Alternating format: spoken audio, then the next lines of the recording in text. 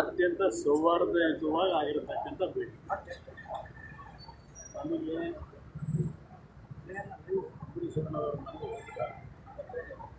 ನಾವು ಹಲವಾರು ವರ್ಷಗಳು ಭೇಟಿಗೂಡಿರ್ತಕ್ಕಂಥವ್ರು.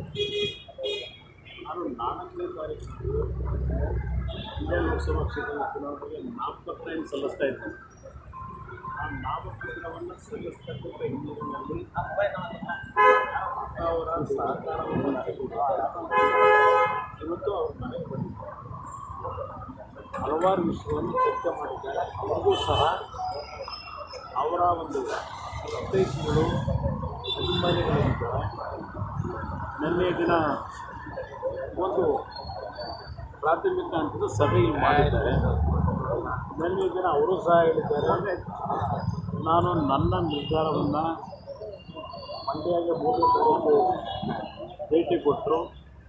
ಅಲ್ಲಿ ಅವರ ಹಿತೈಷಿಗಳ ಸಮ್ಮುಖದಲ್ಲಿ ಅವರ ನಿರ್ಧಾರವನ್ನು ಪ್ರಕಟ ಮಾಡ್ತೀನಿ. ಅವ್ರ ಜೊತೆ ಇನ್ನೂ ನಾನು ಮಾತನಾಡಬೇಕಾಗಿದೆ ಅಂತಕ್ಕಂಥದ್ದು ನಿನ್ನೆ ದಿನ ನಿಮ್ಮೆಲ್ಲರ ಮುಂದೆ ಹೇಳಿದ್ದಾರೆ.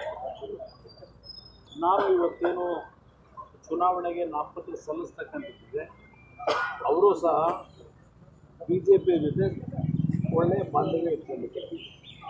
ಕಳೆದ ಚುನಾವಣೆಯಲ್ಲಿ BJPಯ ಪಕ್ಷದವರು ಸಹ ಅವರು ಬೆಂಬಲ ಕೊಟ್ಟಿದ್ದಾರೆ.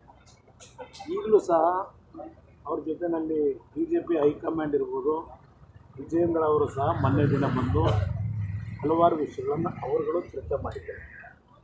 ಇಲ್ಲಿ ಈ ಹಂತದಲ್ಲಿ ನಾನೇನು ನಾಮಪತ್ರ ಸಲ್ಲಿಸಬೇಕಾಗಿದೆ, ಅವರ ಸಹಕಾರ ಕೊಡಲಿಕ್ಕೆ ಬಂದಿದ್ದೇನೆ. 3ನೇ ತಾರೀಕು ಅವರ ಕಾರ್ಯಕರ್ತರುಗಳ ಜೊತೆ ಚರ್ಚೆ ಮಾಡ್ತಾ ಇದ್ದಾರೆ, ಅವರ ಅಭಿಪ್ರಾಯಗಳನ್ನು ಪಡೀತಾ ಇದ್ದಾರೆ. ಪಡೆದ ನಂತರ ಅವರ ಮುಂದಿನ ಏನೋ ಒಂದು ರಾಜಕಾರಣದಲ್ಲಿ ತೀರ್ಮಾನಗಳನ್ನು ಮಾಡಬೇಕು, ತೀರ್ಮಾನ ಮಾಡ್ತಾರೆ. ಸರ್, ಇವತ್ತು ಚರ್ಚೆ ಏನಾದರೂ ಬೇರೆ ಬೇರೆ ಅಭಿಪ್ರಾಯಗಳು ಭಿನ್ನಾಭಿಪ್ರಾಯಗಳಾಗಿತ್ತು ಒಂದು ಕಾಲದಲ್ಲಿ, ಅದನ್ನು ಈಗ ಮನಸ್ಸಲ್ಲಿ ಇಟ್ಕೋಬೇಡಿ ಅನ್ನುವಂಥ ಮಾತನ್ನು ಹೇಳಿದ್ರು. ಇನ್ನೂ ಹಾಗೆಯೇ ನಾವು ಮುಂದಿನ ಒಂದು ನಡೆಯ ಬಗ್ಗೆ ಒಂದಷ್ಟು ಚರ್ಚೆ ಆಯಿತು. ಒಂದು ಆರೋಗ್ಯಕರವಾದ ಡಿಸ್ಕಷನ್ ಆಯಿತು. ನಿಮ್ಮ ಸಹಕಾರ ಇರಲಿ ಅಂತ ಕೇಳಿದ್ರು.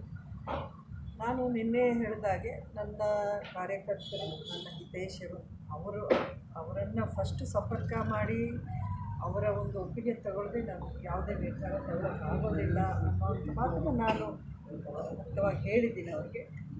ಖಂಡಿತ ಅದನ್ನು ನಾನು ಅರ್ಥ ಮಾಡ್ಕೋತೀನಿ. ನೀವು ಅವ್ರನ್ನೆಲ್ಲ ಸಂಪರ್ಕ ಮಾಡಿ ಅವರ ಒಂದು ಸಲಹೆ, ಅವರ ಒಂದು ಆಸೆ ಏನಿದೆ ಅದನ್ನು ನೀವು ಮನಸ್ಸಲ್ಲಿ ಇಟ್ಕೊಂಡು ಆಮೇಲೆ ನೀವು ಇಷ್ಟಪಟ್ಟು ನಾನು 3ನೇ ತಾರೀಕಿಗೆ ನನ್ನ ನಿರ್ಧಾರ ಮಂಡ್ಯದಲ್ಲೇ ನಾನು ಅನೌನ್ಸ್ ಮಾಡ್ತೀನಿ. ಮೇಡಮ್, ಏಪ್ರಿಲ್ 3ನೇ ತಾರೀಕು ಮಂಡ್ಯದಲ್ಲಿ ಯಾರ್ಯಾರು ಬರ್ತಾ ಇದ್ದಾರೆ ಮ್ಯಾಮ್? ಯಾರ್ಯಾರು ತಮ್ಮ ಜೊತೆ ಸಭೆಯಲ್ಲಿ ವೇದಿಕೆಯಲ್ಲಿ ಇರ್ತಾರೆ? ಏಪ್ರಿಲ್ 3ನೇ ತಾರೀಕು ನನ್ನ ಜೊತೆಯಲ್ಲಿ ದರ್ಶನ್ ಇರ್ತಾರೆ. ನಾನು ಇದನ್ನು ಒಂದು ರಾಜಕೀಯವಾದ ಸಭೆ ಅಂತ ನಾನು ಹೇಳಲ್ಲ.